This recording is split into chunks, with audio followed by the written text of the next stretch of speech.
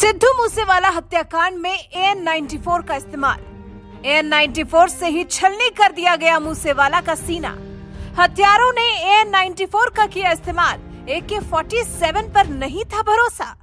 AK-47 और मूसेवाला की हत्या में इस्तेमाल AN-94 में कितना अंतर। 29 मई की शाम 5 साढ़े 5 बजे के बीच में जिस तरह से फेमस सिंगर मूसेवाला को गोलियों से भूना गया है, उससे पंजाब समेत पंजाब से लगने वाले अन्य राज्यों में भी सन्नाटा पसरा है। हर कोई जानने की कोशिश कर रहा है कि आखिर ये कैसी दुश्मनी है जिसे इतना दर्दनाक अंजाम दिया गया। मूसेवाला के हत्यारों ने सिद्धू को मारने के लिए AN-94 राइफल का इस्तेमाल किया।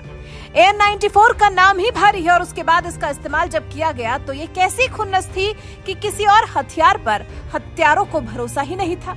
वो मूसेवाला की निश्चित हत्या कर देना चाहते थे, उसे बचने का एक मौका नहीं देना चाहते थे। तभी तो मूसेवाला की हत्या में AN-94 का इस्तेमाल किया गया। इस हत्याकांड को सुलझाने के लिए पंजाब, दिल्ली, हरियाणा, यूपी और उत्तराखंड की पुलिस जांच कर रही है। पुलिस सिंगर के हत्यारों को ढूंढने के लिए जगह जगह छापेमारी कर रही है। पंजाब के मुख्यमंत्री भगवंत मान ने भी हत्यारों को जल्द से जल्द ढूंढकर सलाखों के पीछे डालने का संकल्प लिया है। इसके साथ ही जरूरत पड़ने पर केंद्रीय जांच एजेंसियों की भी मदद लेने की बात कही है। ये जांच जरूरी भी है क्योंकि जिस तरह से दहशतगर्दों ने मूसेवाला की जान ली है, उससे डॉक्टर्स भी हैरान हैं। पुलिस के मुताबिक मूसेवाला की हत्या में 3 AN-94 असॉल्ट राइफल का इस्तेमाल किया गया।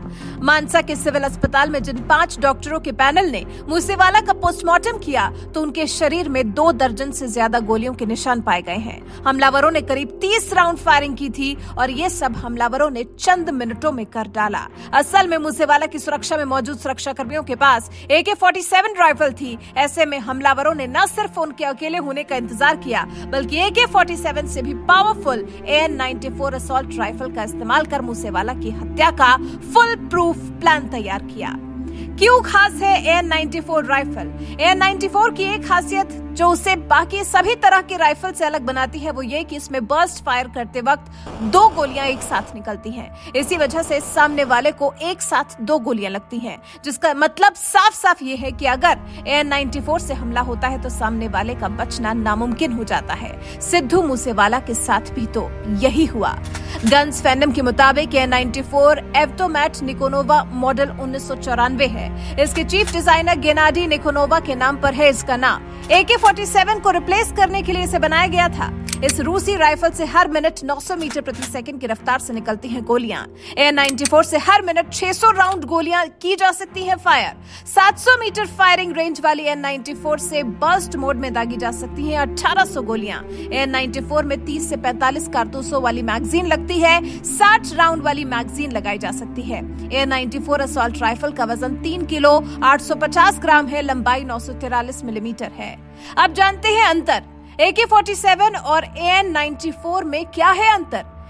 AN-94 एक साथ निकालती है 2 गोलियां जबकि AK-47 से एक ही गोली निकलती है। AN-94 से निकलने वाली गोलियों की स्पीड 900 मीटर प्रति सेकंड होती है जबकि AK-47 से निकलने वाली गोलियों की स्पीड सिर्फ 715 मीटर प्रति सेकंड होती है। AN-94 की रेंज 700 मीटर है जबकि AK-47 की रेंज 350 मीटर ही है।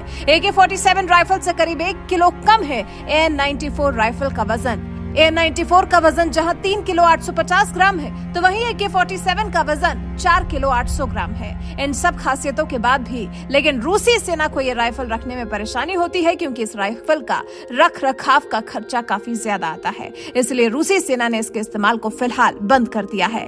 ऐसे में सवाल यहाँ ये उठता है कि मूसेवाला के हत्यारों के पास ये राइफल कहाँ से आई होगी? तो संभव ये है कि AN-94 असॉल्ट राइफल जैसे घातक हथियार की तस्करी पाकिस्तान से की जा रही हो, जो कि ड्रोन के जरिए भी भारत में हथियारों को पहुंचाता है और सीमा से सटे पंजाब के गैंगस्टर उसका इस्तेमाल कर रहे हैं। ऐसे में पंजाब पुलिस के लिए इन हथियारों की जब्ती भी एक बहुत बड़ी चुनौती है, खास तौर पर जब मूसेवाला की हत्या से ये तो साफ हो चुका है कि गैंगस्टर बड़े पैमाने पर वसूली या रंगदारी का खेल खेल रहे हैं। गैंगस्टर उन जगहों पर अपना खेल बढ़ा रहे हैं जहां से वो ज्यादा पैसों की वसूली कर सकते हैं। पिछले कुछ मामलों में देखा गया है कि गैंगस्टर्स के निशाने पर या तो खिलाड़ी है या फिर गायक। फिलहाल आप मूसेवाला पर रूसी हथियार AN-94 से हमला होने पर क्या खास टिप्पणी करना चाहते हैं, हमें जरूर बताएं। आपके विचार हमारे साथ जरूर साझा करें।